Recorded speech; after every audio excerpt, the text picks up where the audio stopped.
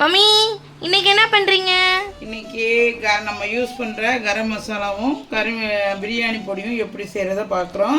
அதுக்கு என்னென்ன பொருள் வந்து நம்ம யூஸ் பண்ணி அரைக்கிறோங்கிறத பார்க்குறோம்.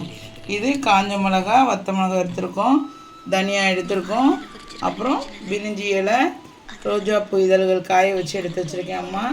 இது சாய் ஜீரா, இது மராத்தி மொக்கும் பெரிய ஏலக்காவும், அப்புறம் இது கல்பாசி எடுத்து வச்சுருக்கேன், இது ஏலக்காய், இது கிராம்பு எடுத்து வச்சுருக்கேன், இது ஜாதி பத்திரியும் ஜாதிக்காய் ரெண்டு காய், இது வந்து ஸ்டார் நட்சத்திரம் இது எடுத்து வச்சுருக்கேன், மிளகு எடுத்து வச்சுருக்கேன், இது சீரகம், சோம்பு, பட்டை. இப்போ இதில் வந்து நம்ம இது எல்லாம் மல்லி இதை தவிர மற்ற எல்லாத்தையும் அரைக்கிறப்ப அது நம்ம கரம் மசாலா தூளுக்கு யூஸ் பண்ணிக்கலாம். பிரியாணிக்குன்னு யூஸ் பண்ணுறப்ப மிளகாத்தலும் மல்லியும் ரோஜாப்பூ இது மூணையும் சேர்த்து அரைச்சோம்னா பிரியாணி மசாலா. ஸோ எல்லாம் ஒரே ப்ராசஸ் தான். பட் பிரியாணிக்கும் கரம் மசாலாவுக்கும் தனித்தனியாக இது 3 மட்டும் எக்ஸ்ட்ரா சேர்க்க போகிறோம். இதோடு நம்ம செட்டிநாடு சமையல் குழம்புக்காக சிக்கன் ஏதாவது சேர்க்குறதா இருந்தால் கடலைப்பருப்பு கொஞ்சம் சேர்த்து போட்டு அரைச்சோம்னா கடலைப்பருப்பு அரைக்கப்போ செட்டிநாடு கிரேவிக்கு நல்லாயிருக்கும். இதுதான் மக்களை இன்றைக்கி பார்க்குறோம். வாங்க மக்களை அரைச்சிட்டு நான் உங்களுக்கு காட்டுறேன் எப்படின்னு.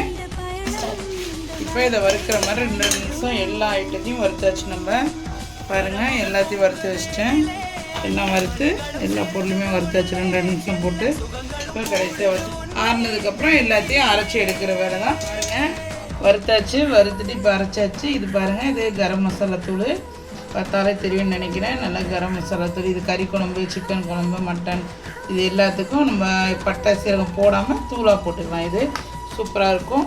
இது வந்து பிரியாணி மசாலா. இது என்ன பிரியாணி மசாலா, இது கலர் பார்த்திங்கன்னா தெரியும் உங்களுக்கு டிஃப்ரென்ஸு.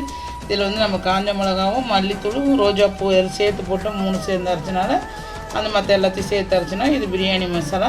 நம்ம வீட்லேயே நம்மளே யூஸ் பண்ணிக்கலாம் மக்களே. வெளியில் வாங்கி நம்ம பண்ணுறத விட நம்ம செய்கிறது வந்து நல்லாயிருக்கும்.